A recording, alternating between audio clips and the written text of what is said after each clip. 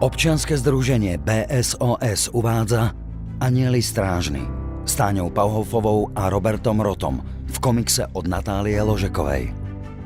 Táňa cestuje do zahraničia. Našla si tam cez internet dobre platenú prácu. 2000 ečiek za mesiac. No, nezober to.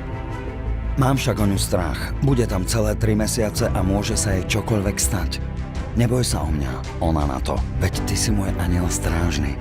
Zarobím veľa peňazí, vrátim sa a bude nám krásne. Táňa odišla. Prešiel už celý deň a stále od nej nemám správu, či je v bezpečí. Dúfam, že je v poriadku. Ani na druhý deň sa mi Táňa neozýva. Skúšal som jej volať, ale nedvíha mi. Začínam sa o ňu báť. Tretí deň a stále nič. Neberie mobil a žiadna správa. Niečo sa jej stalo, musím niečo urobiť.